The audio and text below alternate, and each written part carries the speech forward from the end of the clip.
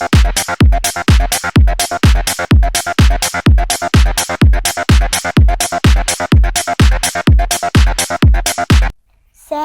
достар, эфирде Нежан Қайдаров, студияда мен Айзере Абылай және студия қонағы Айсұлтан Ағзат.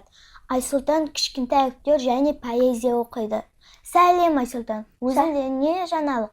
Сәлем Айзере, бірінші жаңалық біз жазғы демалысқа шықтық, ал екінші жаңалық келесі айда Өскеменге қыдыруға барамын.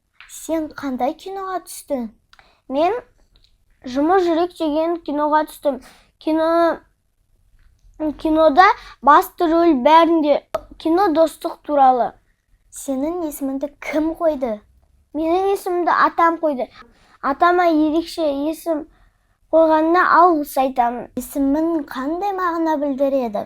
Менің есімім айдай жарық құрметті тұлға деген мағынаға ие. Айсұлтан, сүйікті ойыншығың қандай? Менің сүйікті ойыншығым дрон. Білесің бе, Айзере, білесің бе, мен оны өзім сатып алдым. Маған әжем ақша берді. Соны жинап сатып алдым. Айсұлтан, қай пәнді сүйіп оқисың? Мен математика сабағын сүйіп оқимын. Айсұлтан, сен кімнің баласысың? Мен әжемнің баласымын. Әженің қандай сөздері сені қуантады? Жаным деген сөзі қуантады. Поэзия көп, ал соның ішінде өзіңе ұнайтын бар ма? Я, табиғат туралы, батыр туралы. Бізде қонақ кәде деген барын білесің. Айсұлтан, қонақ кәде сұрасақ? Абдрахман Асылбек, батыр баба Бауыржан. Бауыржандай батыры бар ел мықты, сондай батыр табан басқан жер мықты.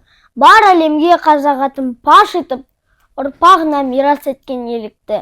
Жауларына жай оқтанда от алды да қорғап қалды отанды. Сарбаздан жеңістіңге жеткізіп, халқының қаһарманы атанды. Бауыржан деп самал желде осы күн, мен қас батырдың қайталайды есімін. Бауыржан деп баласына ат қойып, аналарды тербетеді бесігін.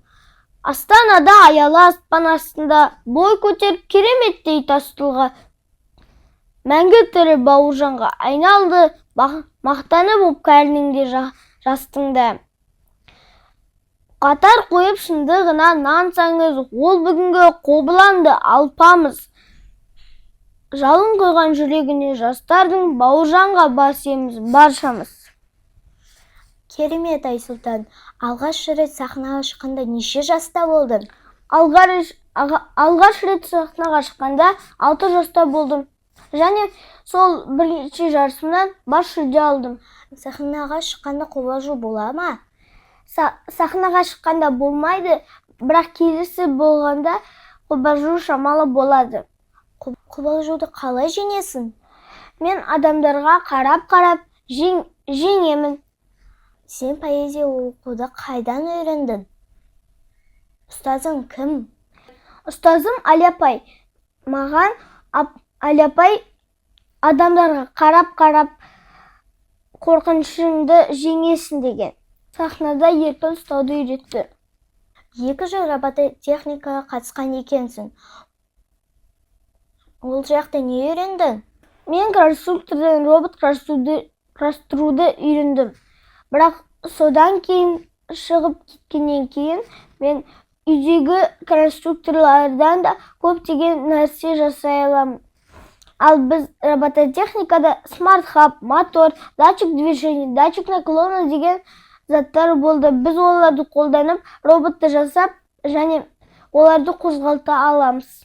Айсұлтан, сен болашағыңды қалай елестетесің? Мен болашағымды